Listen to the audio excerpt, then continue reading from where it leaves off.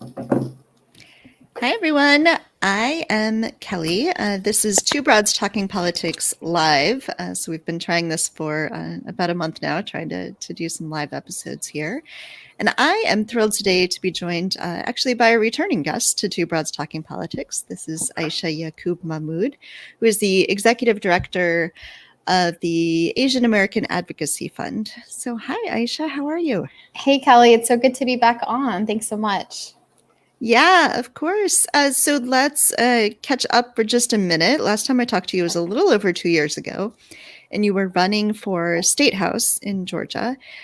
Since then, you, as I mentioned, have become the executive director of the Asian American Advocacy Fund. You flipped Georgia blue. You got married.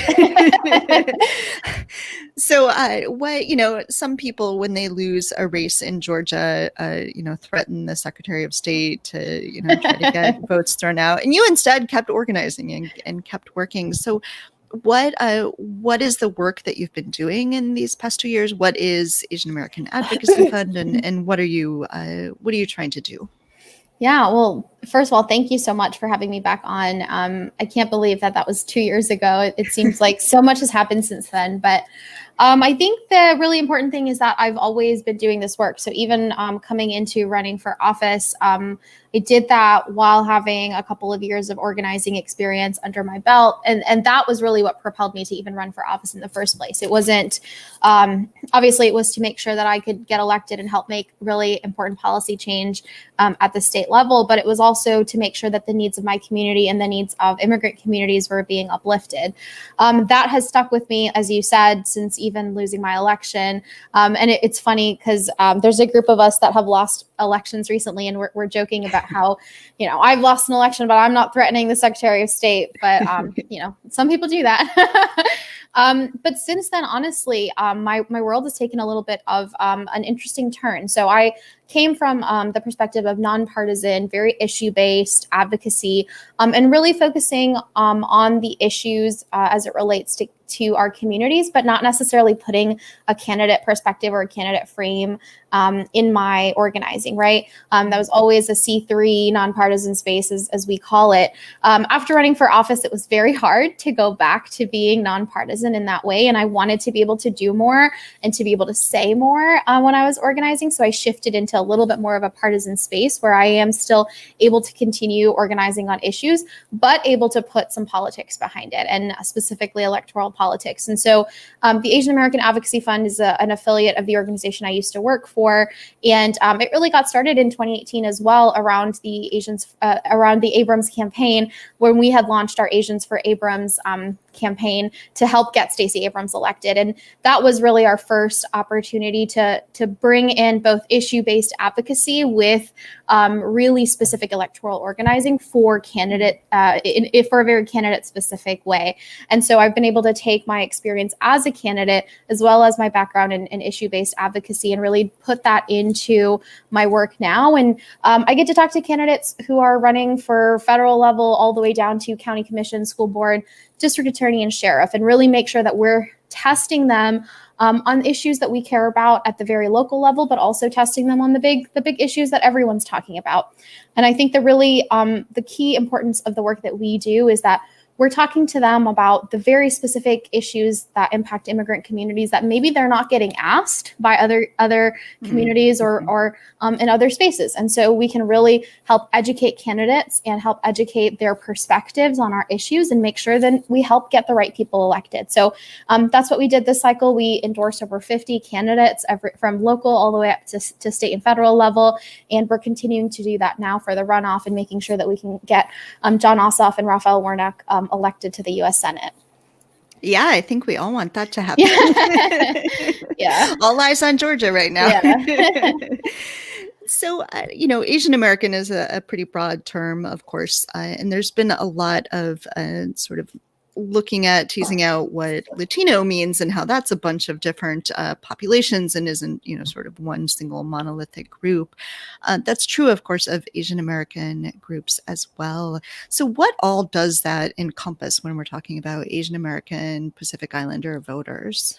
Yeah, I mean, it's very broad, and you can actually make it as broad as you want. So in our work, what we do is we take a really wide lens, and we say anyone who does identify as Asian American, Pacific Islander, Native Hawaiian, but also because my identity is also Muslim American, I also tend to make sure that we are being very we're being very intentional about making sure that we are providing opportunities to engage Arabs and Muslims and South Asians and other people who are Muslim but may not fall into the category of Asian American at the onset. So we kind of have this frame of Asian American, Pacific Islander, and a MEMSA, which is this like fancy way of saying Arab, Middle Eastern, South Asian, something like that. So it's like a very long and dynamic description of just pretty much anyone who is from the Asian subcontinent or perhaps is related to that in some way. And I think when we're doing the work that we do, we have to also focus it in on language and language skills that communities speak. So oftentimes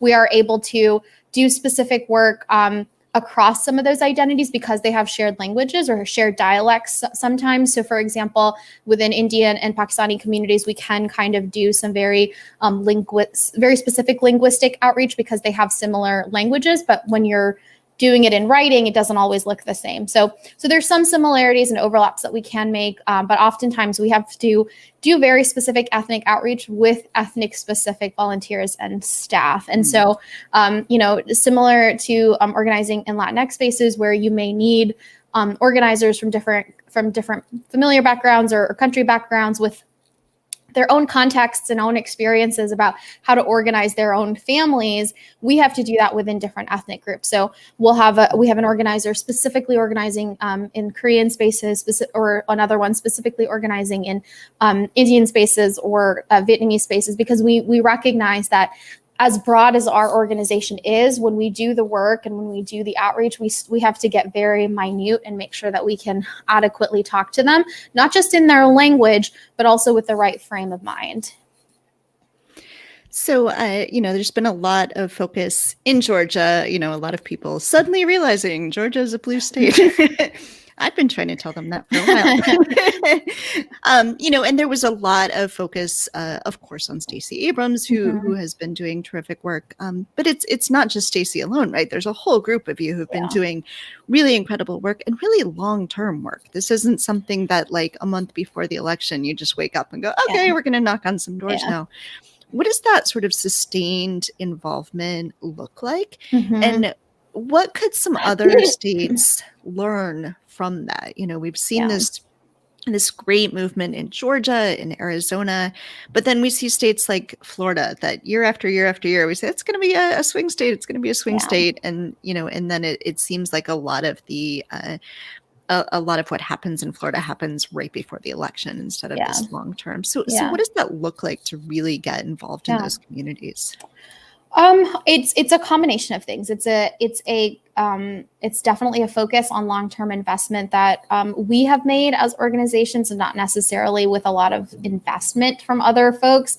I will say that, whatever we've been able to accomplish has been with very little support and with very little attention in Georgia. And so I think now the question is, what can we accomplish with all eyes and all money coming to Georgia? So that we can talk about that later. But I think the key piece of that is the long-term engagement, not just in election years, but also off election years, municipal elections, legislative sessions, and then organizing around key moments. So just some really brief statistics. I mean, our turnout from 2016 for Asian American voters has increased up from about 116,000 Asian American voters who turned out in 2016 up to 186,000 that just turned out in 2020. And so that's about a 62% increase.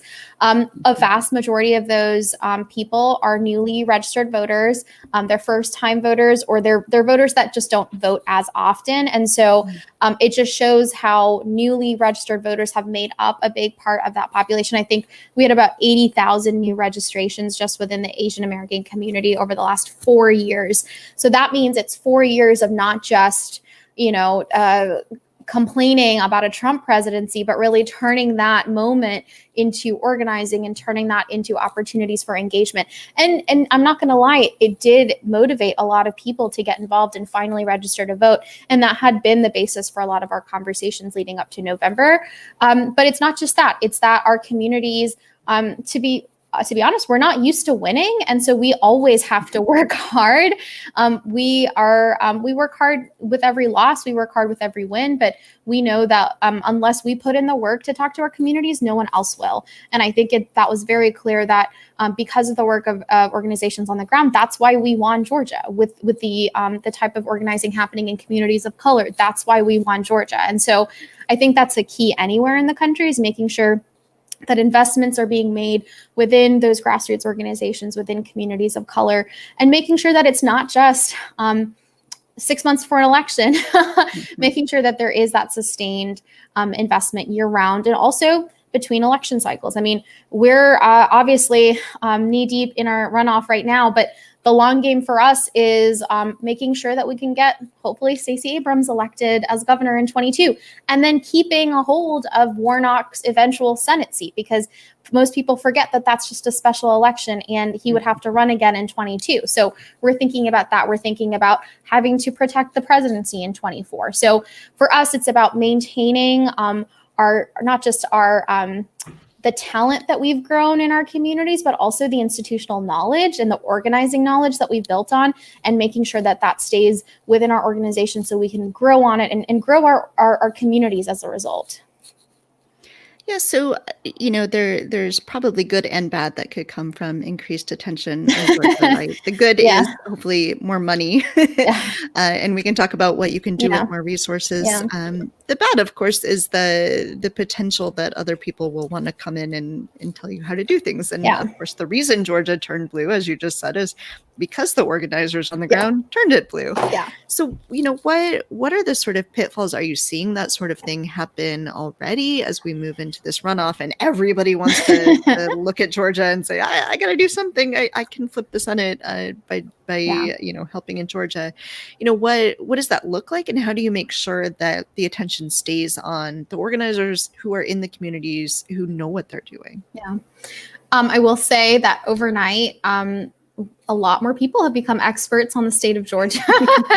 And I mean, that was always expected. I think that happens as everyone pays attention and everyone wants to have their say in what's happening or what could happen. But I'll be honest, a lot of the support that we're getting from national organizations has been directed specifically to us because we're one of the organizations on the ground and because they recognize the value in investing in these organizations. So we are getting lots of support from people who normally would have thrown down for candidates directly or would have thrown down for the Democratic Party directly, but just kind of seeing the trends of this past election cycle and maybe how investment in candidates doesn't always pay out the investment when you're looking at turnout. I think people started to realize that and started to see the dividends that we're paying out in Georgia with investment in organizing. And so I think it's the good and the bad, right? We do have people that initially were like, we're going to fly down to Georgia and we're going to knock on all the doors.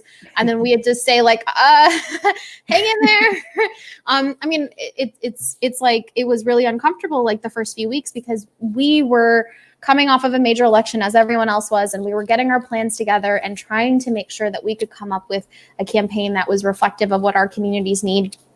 And at the same time, people were making their plans to come down and do work. So we had to really pause and really have conversations with well-meaning national partners and have them understand that, we need support in very specific ways. And then we were able to ask for the things that we need. So we were able to get some great staffing support from some of our national affiliates. We were able to get some really great partnerships to help us do some volunteer events. And I think we're moving towards a model where we get to ask people what we need instead of them just telling us what we should be doing. And I think that that's very intentional because we recognize that people want to do the work and people are very invested. And of course, this election can determine the outcome of our country for the next few years. And so everyone wants to support, but at the same time, we have to be able to set the stage for how we want this election to be, how we want the story of this election to be told, and how we want our communities' needs to be uplifted.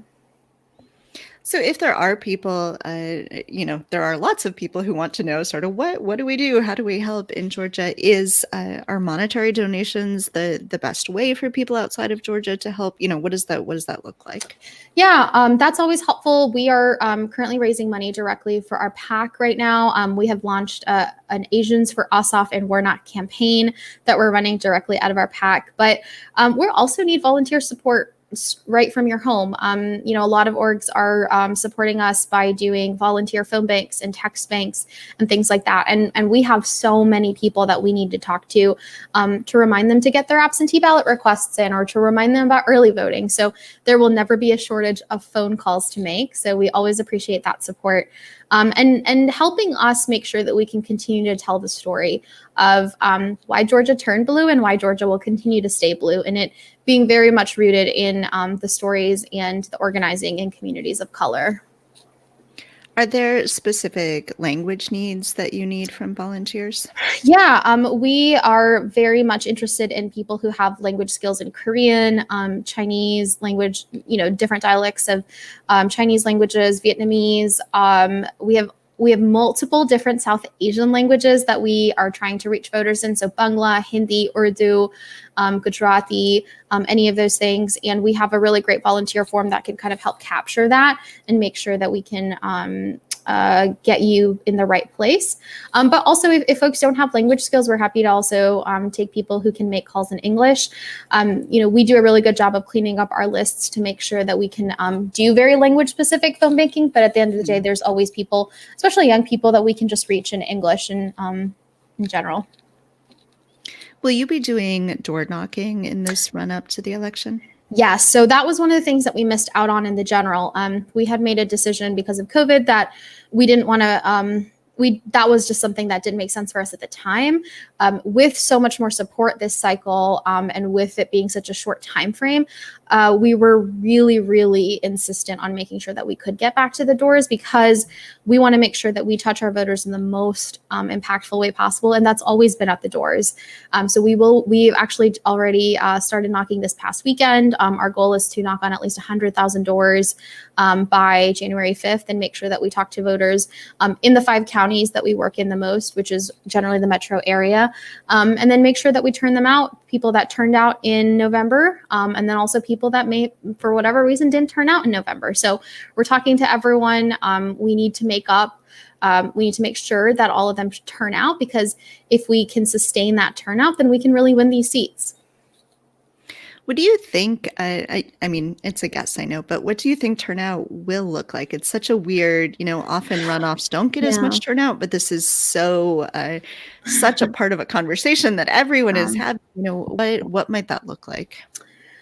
I've just been telling people that if you live in the state of Georgia, there is no escaping the fact that there is a runoff. Voters or not, people will know that there's a runoff because of media coverage, because of events, because of all kinds of mail and advertising. So I don't think the problem is to let people know that there's a runoff, but the persuasion that's going to be necessary to get people out to the polls once again. We're dealing with a very tired electorate. Not just our organizers are tired, but our voters have voted multiple times this year already. We had primaries in June, runoffs in August, an election in November. We actually have an election today also for some smaller runoffs, and then a runoff in January. So we voted multiple times already. People are confused oftentimes about, I thought I voted for Asaf already. Why do I have to turn out again? And then also just logistical challenges with Thanksgiving that just passed, but also the Christmas, Hanukkah, and other holidays. And so we're kind of battling a couple of those things. But I think what we're hoping for turnout is at least to sustain the voters that we know are consistent voters. So whether those are voters that turned out in 18 or municipals, but also some of the new voters, because we know that those are incredibly engaged people. And, the way that we're able to talk to young voters, especially the feedback that we're hearing from them shows that they're really and incredibly motivated at this time. So I'd be happy if we could get anywhere close to the turnout that we saw in November. I know that's being a little bit I think I'm overshooting my expectations there, but I'm always going to aim high because I know that we could always be doing more. And I will say that as exciting and as incredible as turnout that we did have in November, I mean, 62% voter increase since 2016 is amazing, but we could have turned out more. And I think we could have done a lot more persuasion had we been at the doors. I know that everyone says that, if we would have been at the doors, we could have done more. But I think that really showed in key legislative races. We did get some really great wins at the local level, county level, but we lost a couple of the legislative races that we really should have picked up. And I think without being able to really talk to candidates at the door and do some of that important persuasion work for the candidates that maybe aren't as well known, that we missed out on. So we'll see what we can do, getting back on the doors, having really great persuasion conversations with voters, and we'll see what we can do. So, of course, all eyes on January 5th, and then I'm sure you'll want to take a little bit of time off. But what do things look like going forward? You mentioned there's a gubernatorial race in 22. What are some of the other things you're sort of focused on long term? Yeah. Well, our election's January 5th, and then I believe our legislative session kicks off on the 12th, something like that. And so we get right back into an important legislative session, which actually, will kick off our redistricting cycle as it will in many states. And so that's really going to be a big focus for us next year, is making sure that as district lines are being drawn, that they're being drawn fairly as possible in a Republican-held legislature. But we're going to be part of that process and make sure that our communities have an opportunity to make their voices heard through that, through community town halls and hearings and things like that. But really also pushing our other policy items. We have some really key things that we're looking for around tuition equity, access to driver's licenses, voting rights expansions, and things like that. So we'll be really pushing some of those things at the legislative level, and then as well as on the local level. So we were able to make some really great have some really great victories at the local level. We helped to flip some county commissions, some school boards, some district attorney and sheriff seats. And so we have a lot of accountability that has to go into those races in particular to make sure that some of the promises that those candidates have made are actually being fulfilled. So for example, in our sheriff's races that we helped to flip, candidates have made promises to end immigration enforcement agreements with the federal government. So we're holding them to that. They've agreed to eliminate those programs on day one. So we'll be there on day one to make sure that they can do that. And then really just following up on a lot of the other very local organizing work that needs to happen, whether it's around getting cops out of schools or fully funding public education to the level it was once before. This year in particular, so much money was cut from public education in the state of Georgia. And so many of our parents are fired up about that. And that's what got them out to vote this year. And so we'll be touching on a lot of those issues. And then preparing again for an election cycle in 2021 around municipals. So hoping to get some, small victories here for our municipal seats. We operate in some weird suburban areas where people sometimes live in city limits, but sometimes don't live in city limits. And so we always deal with like very, very weird situations where like we don't have very large voting populations in some of those municipalities. So those seats are always really hard to win, but we always try to make sure we can find some good candidates to support. And then, that prepares us for another big election year in 22. And we'll see where we are with redistricting, what our legislative seats look like. It'll be very interesting to see what that political hash out will be come January 22. Yeah. All right. Is there anything else that you wanted to make sure we talk about today? No, I appreciate all of the support and attention we're getting from folks around the country. I think, we're not, like I said, we're not used to winning. We're not used to being the center of attention. And I think, we hope to make the country proud here in Georgia, but at the same time, we recognize that win or lose, like we're still here for the long term, and we hope that all the investment and all the support stays after the runoff and continues to make sure that we can build on these victories for the long term. Excellent. Well, thank you so much for speaking with me today. Thank you so much Yeah. for all the work that you and Yeah. everyone in Georgia is doing. And I hope everyone will support Asian American Advocacy Fund with money, of course, and volunteering. So thank you. Thank you, Kelly. It was very nice to talk to you.